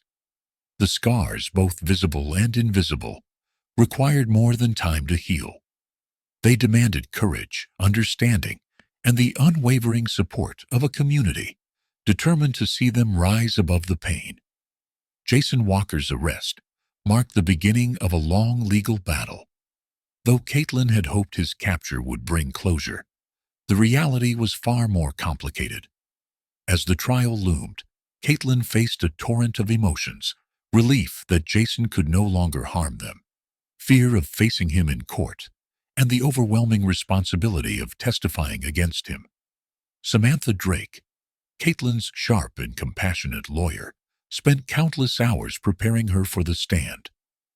"This is your chance to tell the truth, Caitlin," Samantha said during one of their sessions. "But I won't lie to you. It's going to be hard." Caitlin nodded, her resolve unwavering. "I've come this far. I'm not backing down now." The day of the trial arrived with a gray, overcast sky, as if the weather mirrored Caitlin's apprehension. She walked into the courthouse flanked by Samantha, John, and Detective Laura Bennett. The courtroom was a stark contrast to the warmth of Heart and Hearth, its cold, clinical atmosphere amplifying her nerves. As Caitlin recounted her story, the courtroom fell silent. Her voice wavered at times, but she refused to let fear overwhelm her. She spoke of Jason's years of manipulation and abuse, his relentless attempts to control her, even after their divorce, and the terrifying escalation that led to his attack on the bakery. At one point, Jason's lawyer attempted to discredit her, insinuating that Caitlin had exaggerated her claims, but Samantha's sharp rebuttal quickly dismantled the argument, reinforcing Caitlin's credibility. "Mrs. Cooper has no reason to fabricate her experiences," Samantha declared. "She stands here today, not only for herself, but for her son and every survivor who has been silenced by fear.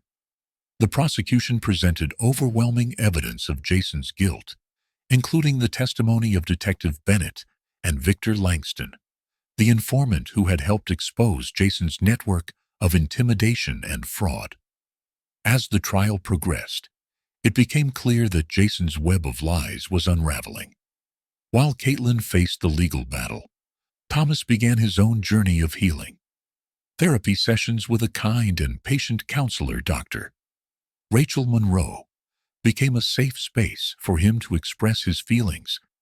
At first, he was hesitant, unsure of how to articulate the fear and confusion that had plagued him. "Sometimes I feel like it's my fault," Thomas admitted during one session, his voice barely above a whisper. "If I had just been stronger." Dr. Monroe leaned forward, her tone gentle but firm. "Thomas, none of this is your fault. Your bravery helped your mom stay strong. You're not just strong, you're incredible." Over time, Thomas began to open up more, finding solace in creative outlets like drawing and writing. He started bringing sketches of the bakery to Caitlin, each one more detailed and hopeful than the last. The community's support for Caitlin and Thomas never wavered. Heart and Hearth became a hub of activity once again, with customers pouring in to show their solidarity. Rosa Martinez, Caitlin's business partner, organized a charity bake sale to raise funds for local families affected by domestic abuse. The event was a resounding success, drawing media attention and further cementing the bakery's reputation as a symbol of hope. Caitlin also took steps to support others who had faced similar challenges. She began volunteering with a local nonprofit that provided resources and shelter for survivors of abuse. Her involvement brought her closer to women who shared their stories with her, each one a testament to resilience and strength. One evening, as Caitlin was closing the bakery, a woman approached her with tears in her eyes. "You don't know me, but your story saved my life," she said. "I was on the verge of giving up, but seeing you stand up to him gave me the courage to leave." The woman's words stayed with Caitlin, fueling her determination to continue advocating for change. Months after the trial began, the verdict was finally delivered. Jason Walker was found guilty on multiple charges, including assault, harassment, and fraud. As the judge handed down a lengthy prison sentence, Caitlin felt a wave of relief wash over her. Justice had been served, but she knew the road to healing was far from over. After the trial, Caitlin and Thomas visited the park, where they had often gone before their lives were turned upside down. Sitting on a bench, Caitlin turned to her son. "How are you feeling, sweetheart?" Thomas looked up at her, his eyes filled with a mix of emotions. "Better," he said after a moment. I think we're going to be okay." Caitlin pulled him into a hug, her heart swelling with pride and love. "We are, Thomas. We really are." With Jason behind bars, Caitlin focused on building a future filled with hope and purpose. She expanded Heart and Hearth's operations, hiring additional staff and introducing new programs like baking classes for at-risk youth. John remained a constant presence in her life, offering both emotional and practical support. One evening, as they sat on the porch of John's farmhouse, Caitlin turned to him with a smile. "I never thought I'd say this, but I'm starting to feel happy again." John reached for her hand, his expression warm. "You deserve every bit of happiness, Caitlin, and you've worked harder than anyone to find it." As the sun set, casting a golden glow over the fields, Caitlin allowed herself a moment of peace. The wounds from her past were still there, but they no longer defined her. She was stronger, wiser, and ready to embrace the possibilities of the future. Heart and Hearth's success continued to inspire the community. Caitlin's story attracted the attention of a national organization dedicated to empowering survivors of domestic abuse. They invited her to share her journey at an upcoming summit, an opportunity Caitlin never imagined she'd have. Standing in the bakery one morning, Caitlin looked around at the bustling activity, the laughter of customers, the aroma of freshly baked bread, and the sight of Thomas helping Rosa decorate cupcakes. This was the life she had fought for, and it was beautiful. The glow of the sunrise spilling across the horizon seemed brighter than usual that morning. For Caitlin Cooper, it was a symbolic beginning to a chapter of her life she'd long dreamed of, but never thought possible. The weight of Jason's presence had been lifted, and though the scars of his actions remained, they no longer held her back. Instead, they propelled her forward, stronger and more determined than ever.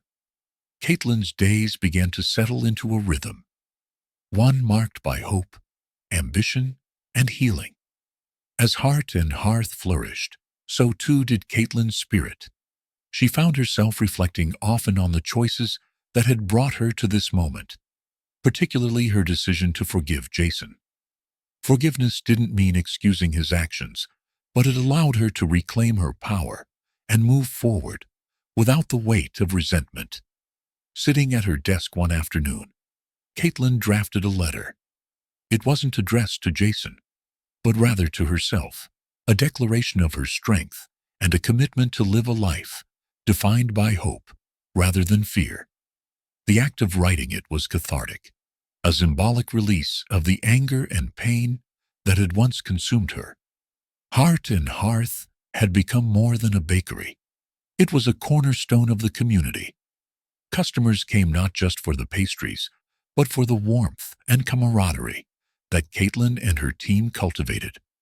Inspired by the support she'd received, Caitlin decided to open a second location in a neighboring town, bringing the bakery's message of resilience and unity to a wider audience. Rosa Martinez was instrumental in the expansion, her creativity and culinary expertise shining through as she developed new recipes and menu items. Together, Caitlin and Rosa envisioned the new location as more than just a business. It would be a community space, complete with a small library, a play area for children, and a wall dedicated to stories of triumph over adversity. The grand opening was set for spring, and preparations were in full swing. Caitlin poured her heart into every detail, from the design of the new space to the promotional materials that emphasized the bakery's mission of hope and resilience. As news of Heart and Hearth's success spread, it caught the attention of investors eager to capitalize on the bakery's popularity. One day, Caitlin received an unexpected letter from a prominent business group offering to purchase the bakery and franchise it nationwide. The offer was tempting. Financial stability and the opportunity to spread her message on a larger scale were compelling. But Caitlin hesitated. She worried that turning the bakery into a corporate entity might dilute its essence, the very heart that made it special. John Everett, ever the voice of reason, sat with Caitlin as she weighed the pros and cons. "This could be a great opportunity, Caitlin," he said, "but only if it aligns with your values. Heart and Hearth is your legacy. It should reflect who you are." After much deliberation, Caitlin made her decision. She would decline the offer, choosing instead to expand the bakery on her own terms. The decision felt right, a reaffirmation of her commitment to authenticity and community. Amidst the whirlwind of the bakery's expansion, Caitlin received an invitation that left her both humbled and excited. She had been selected as a keynote speaker for the National Women's Empowerment Summit. The letter praised her resilience and leadership, highlighting her work in building Heart and Hearth and advocating for survivors of domestic abuse. The invitation was a dream come true, but it also brought a wave of nerves. Caitlin had never considered herself a public speaker, and the thought of addressing a large audience was daunting. Yet she knew this was an opportunity to share her story and inspire others. "Mom, you've got this," Thomas said one evening, as Caitlin practiced her speech in the kitchen. His confidence in her was unshakable, a testament to the bond they'd rebuilt. With John and Thomas cheering her on, Caitlin poured her heart into preparing for the summit. Her speech was a reflection of her journey, a story of struggle, perseverance, and the transformative power of community. As Caitlin focused on her upcoming speech, her personal life also reached a turning point. John's unwavering support had been a constant in her life, and their bond had deepened over time. One evening, as they stood on the porch of the farmhouse watching the sunset, John turned to Caitlin with a look of quiet determination. "I've been thinking about this for a long time," he began, reaching into his pocket and pulling out a small velvet box. "Caitlin, you've brought so much light into my life. I can't imagine a future without you and Thomas in it. Will you marry me?" The words took Caitlin by surprise, but her answer was immediate and heartfelt. "Yes, John," she said, tears of joy streaming down her face. 1,000 times, yes. Their engagement was a celebration, not just of their love, but of the resilience and hope that had brought them together. It was a new beginning, one filled with promise and the strength of a shared vision for the future. The weeks leading up to the summit were a whirlwind of activity. Caitlin juggled her responsibilities at the bakery, the preparations for the new location, and her speech rehearsals. But through it all, she felt a sense of purpose that kept her grounded. The day of the summit arrived with a mix of excitement and nerves. Caitlin stood backstage, clutching the note Thomas had slipped into her bag that morning. It read, "You're my hero, Mom. Go show them how amazing you are." As Caitlin stepped onto the stage, the applause from the audience was overwhelming. She took a deep breath, her heart swelling with gratitude and determination. Looking out at the sea of faces, she began to speak, her voice steady and filled with conviction. "I stand here today, not just as a survivor, but as a testament to the power of resilience and community. My journey has been one of challenges, but it's also been one of hope and transformation. And it's a journey I share with so many of you here today." The audience was captivated as Caitlin shared her story, weaving together the lessons she'd learned and the strength she'd found in the face of adversity. By the time she finished, the room erupted in a standing ovation, a moment Caitlin would carry with her forever. The summit marked the beginning of a new chapter for Caitlin. Her speech resonated far beyond the event, drawing attention to her work and inspiring others to share their stories. Heart and Hearth continued to thrive, its impact extending far beyond the walls of the bakery. As Caitlin reflected on her journey, she felt a deep sense of fulfillment. The challenges she'd faced had shaped her, but they didn't define her.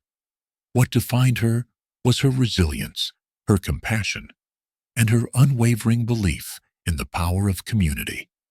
As she stood in the doorway of the bakery one morning, watching Thomas help a customer and Rosa prepare a tray of pastries, Caitlin felt a profound sense of peace. This was her life, a life she had fought for, a life filled with love, purpose, and hope. And as the chapter closed, Caitlin looked forward to the future, knowing that the best was yet to come. The morning air was crisp, carrying with it the scent of freshly baked bread and the faint hum of bustling activity.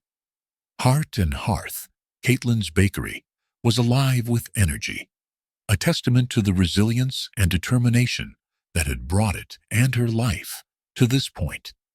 The original location thrived as a cornerstone of the community, while the new branch stood ready to open its doors in just a few weeks. The investor's proposal to franchise Heart and Hearth lingered in Caitlin's mind, but her decision to decline it brought a sense of peace. She knew what made the bakery special: the personal touch, the sense of belonging, and the community it nurtured. To her, expanding too quickly or losing control of its identity would strip it of the very qualities that had made it a beacon of hope. As she discussed the future of the bakery with Rosa and her team, Caitlin emphasized her vision of keeping Heart and Hearth rooted in its values. Rosa, ever the optimist, suggested adding workshops and mentorship programs for aspiring bakers, an idea that Caitlin embraced wholeheartedly. Heart and Hearth isn't just a bakery, Caitlin said during one of their planning sessions. It's a place where people find hope, where they discover their strength. That's what we need to nurture. Meanwhile, Thomas was flourishing. Inspired by his mother's perseverance, he had grown into a confident and compassionate young man. At school, he excelled academically, earning recognition for his innovative science project on renewable energy solutions for small businesses, a project inspired by Heart and Hearth's use of sustainable practices. One evening, Thomas shared his plans for the future with Caitlin and John. "I want to study environmental science," he said, his eyes shining with determination. "I want to find ways to help businesses like ours thrive while protecting the planet." Caitlin couldn't have been prouder. She saw in Thomas the same resilience and drive that had carried her through her darkest moments. His dreams were a reflection of the values she had worked so hard to instill in him. Values of kindness, determination, and responsibility. As Caitlin and John prepared for their wedding, the farmhouse was filled with a warm, festive atmosphere. Friends and family came together to help with the arrangements, each contributing in their own way. The wedding was to be a celebration, not just of their love, but of the community that had supported them through thick and thin. Rosa crafted a stunning wedding cake that told their story in layers, each tier adorned with intricate designs symbolizing the milestones of Caitlin's journey. Thomas, ever the budding artist, painted a portrait of the bakery as a wedding gift for his mother and John. It was a heartfelt gesture that brought tears to Caitlin's eyes. On the day of the wedding, as Caitlin walked down the aisle, she felt a deep sense of gratitude. The love and support surrounding her were a testament to the strength of the bonds she had built. When she and John exchanged vows, their words reflected not only their love for each other, but also their commitment to building a life rooted in compassion and resilience. Shortly after the wedding, Caitlin traveled to the National Women's Empowerment Summit to deliver her keynote speech. As she stood on the stage, looking out at the sea of faces, she felt a mix of nerves and excitement. This was her chance to share her story and inspire others to find their strength. "My journey hasn't been easy," Caitlin began, her voice steady and full of conviction. "But it's taught me that even in our darkest moments, we have the power to rise. We can build something beautiful from the ashes, not just for ourselves, but for those around us." Her speech wove together the lessons she had learned and the resilience she had discovered within herself. She spoke of the importance of community, the courage to face adversity, and the transformative power of kindness. By the time she finished, the audience was on its feet, their applause a powerful affirmation of her message. After the speech, Caitlin was approached by women from all walks of life who shared their own stories of struggle and triumph. Many expressed their gratitude for her words, saying they felt seen and inspired. The experience reaffirmed Caitlin's belief in the importance of using her voice to uplift others. With the success of her speech and the continued growth of Heart and Hearth, Caitlin was approached by a nonprofit organization that supported single mothers. They proposed a partnership to expand Caitlin's community programs, including mentorship initiatives and financial literacy workshops. The partnership felt like a natural progression of Caitlin's mission. Together with Rosa, Thomas, and John, she began developing plans to launch these new initiatives. Heart and Hearth would not only be a place of comfort and delicious food, but also a hub of empowerment and opportunity. As the new bakery location prepared to open, Caitlin and her team organized a grand opening event that celebrated the community's role in their success. The event featured live music, local artisans, and, of course, an abundance of pastries. During the celebration, Caitlin took a moment to address the crowd. "Heart and Hearth isn't just my story," she said, her voice filled with emotion. "It's our story. It's about the strength we find in each other and the incredible things we can achieve when we come together." The crowd erupted in cheers, their enthusiasm a reflection of the deep connection they felt to Caitlin and her journey. For Caitlin, it was a moment of profound fulfillment, a reminder of how far she had come and how much she still had to give. The morning sun broke over the horizon, bathing Heart and Hearth in a warm golden glow. The bakery, now an emblem of resilience and hope, stood as a testament to Caitlin's unwavering determination and the community's support. Today wasn't just any day. It was the annual celebration of Heart and Hearth's founding, a moment to reflect on its journey and the lives it had touched. The previous weeks had been transformative for Caitlin. Her speech at the National Women's Empowerment Summit continued to resonate across the country, drawing attention to her story and the mission of Heart and Hearth. Emails and letters poured in from women inspired by her journey, many sharing their own struggles and triumphs. The summit organizers reached out with an invitation to join their board of advisors, offering Caitlin a platform to amplify her advocacy for single mothers and survivors of domestic abuse. Caitlin, though humbled, carefully considered the commitment, wanting to balance her growing responsibilities with her deep ties to the bakery and her family. As Caitlin prepared for the celebration, she took a quiet moment to reflect. She stood in the kitchen of Heart and Hearth's original location, the scent of cinnamon rolls wafting through the air. Thomas, now a confident teenager, was busy arranging trays of pastries for the event, his artistic touch evident in the perfectly plated desserts. "Mom," Thomas called out, his voice breaking Caitlin's reverie. "Do you think we'll ever open a third location?" Caitlin smiled. "Maybe someday. But for now, let's focus on making these two the best they can be." Thomas nodded, his face lighting up with enthusiasm. "I've been thinking about how we could host baking classes for kids.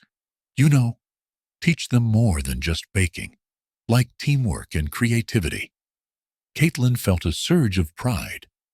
"That's a wonderful idea, Thomas. Let's talk more about it." After today's event, the celebration drew a crowd larger than anyone anticipated.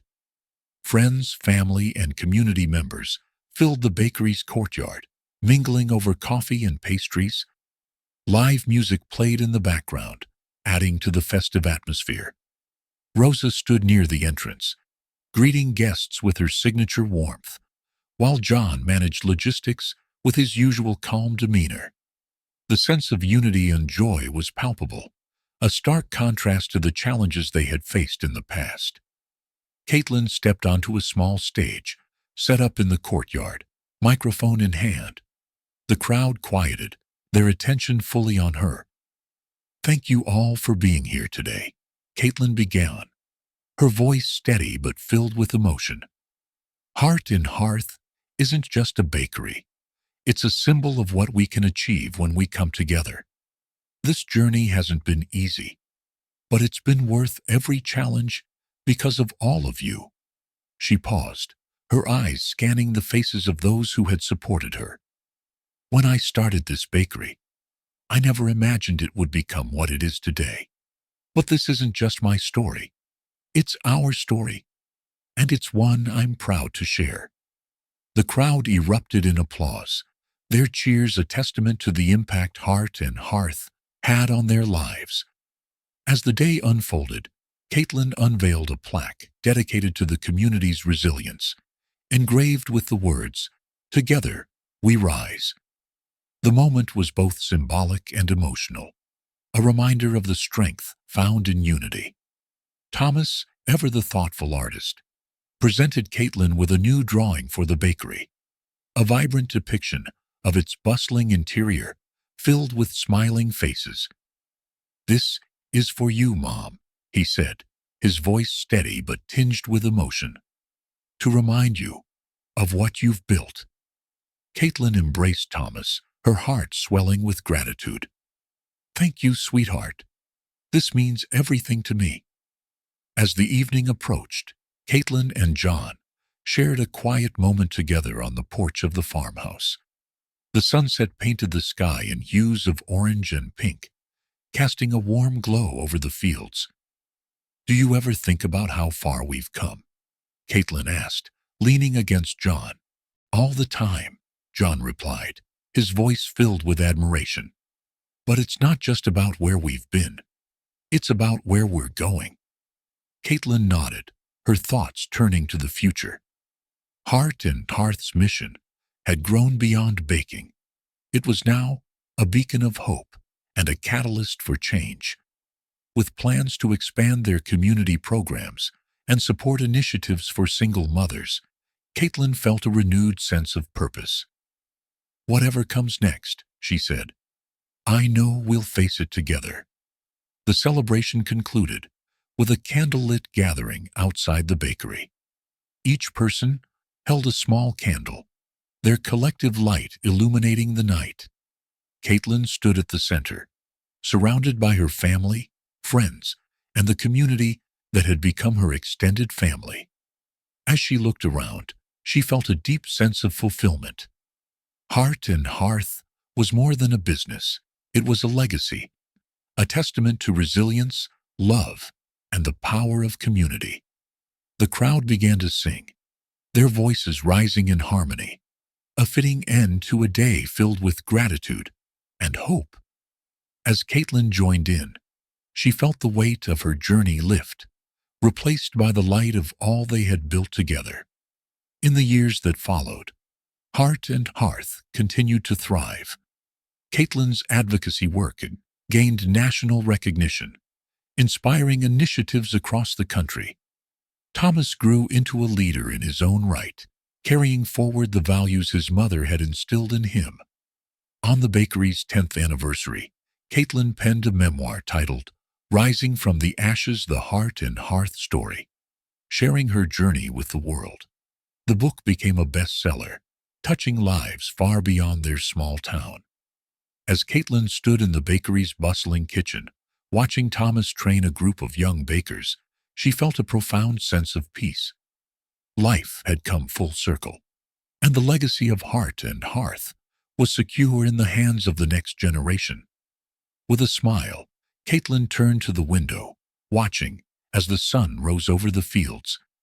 The future was bright, filled with promise and the enduring light of resilience. As the screen fades to black, Caitlin's story lingers in our hearts, a testament to resilience, love, and the unbreakable bond of a community. But this journey isn't just hers. It's a reminder that every one of us holds the power to rise, to rebuild, and to inspire. What moments from Caitlin's journey moved you the most? Share your thoughts in the comments below. I'd love to hear what resonated with you. Let's keep the conversation going, because stories like this are what bring us together. And if you're as inspired as I am, don't forget to hit that subscribe button and turn on notifications. There's so much more ahead. Stories of hope, courage, and triumph that you won't want to miss. Together, let's keep spreading light and love, one story at a time. See you in the next chapter.